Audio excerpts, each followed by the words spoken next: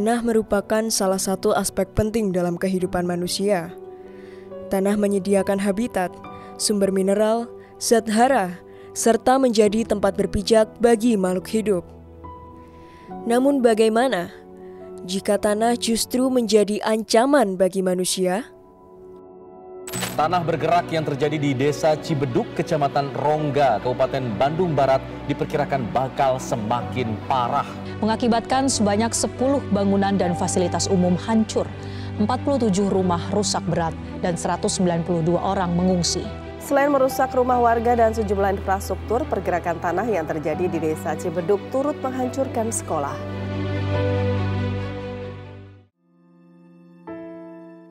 Bandung 5 Maret 2024.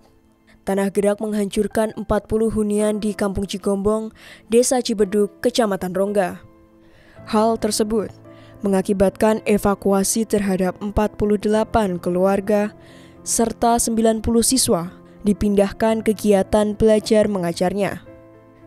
Tanah gerak turut menghancurkan fasilitas umum dan akses jalan di kampung mati tersebut. Berbagai pakar telah menanggapi mengenai apa yang menjadi sumber utama terjadinya bencana ini. Kini, saatnya ahli di ITS memberikan pendapatnya. Apa yang menjadi penyebab dari terjadinya tanah gerak ini? Sebagian besar penyebabnya karena ada faktor alam dan faktor manusia. Jadi di alam selama ini bukit atau gunung-gunung yang tinggi itu banyak sekali pohon. Nah, pohon-pohon itu selama ini bisa menahan tanah yang di kemiringan tadi. Tapi kemudian datang pemukiman manusia, kemudian pohon-pohon tadi diganti menjadi sawah, menjadi permukiman dan lain sebagainya. Artinya apa? Tanah-tanah yang di lereng di gunung tadi itu menjadi posisinya kritis sebetulnya. Jadi karena ada perubahan tadi, maka bisa bergerak dia. Nah, kalau di daerahnya itu tidak langsung tajam gini, tapi agak mendatar demikian, maka itu yang terjadi adalah bergerak secara perlahan atau yang kita sebut sebagai tanah gerak tadi.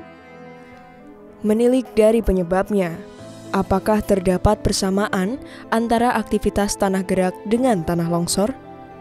Tanah longsor itu adalah berupa massa, di situ bisa berupa tanah, bisa batuan, bisa pepohonan, dia bergerak keluar dari lereng. Nah, itu namanya longsor. Nah, ada banyak macam longsor itu, ada yang dengan cepat, kecepatan tinggi, ada yang lambat.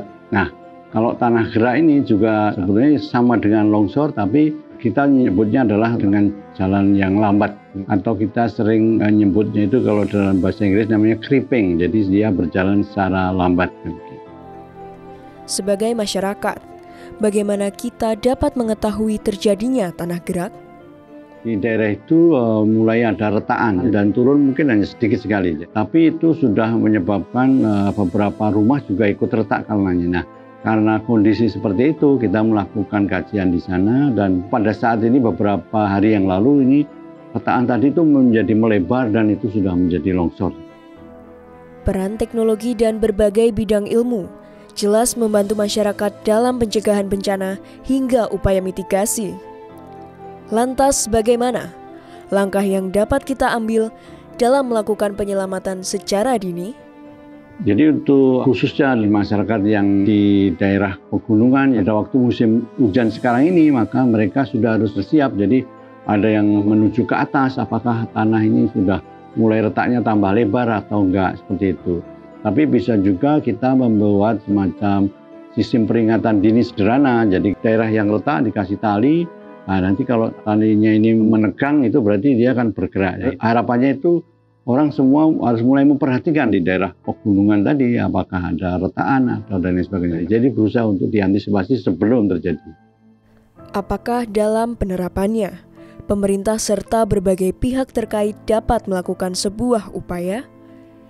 Mengingat retakan yang ditimbulkan mengakibatkan kerusakan tanah hingga menyebabkan suatu lokasi tidak dapat dihuni kembali. Kalau sudah hancur gini memang kita kesulitan, jadi alternatifnya memang relokasi.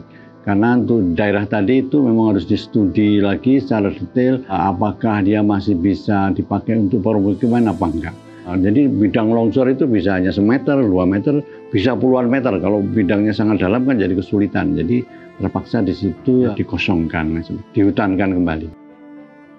Sudah selayaknya kita lebih waspada terhadap terjadinya bencana serta ikut aktif dalam memelihara lingkungan tempat kita berpijak.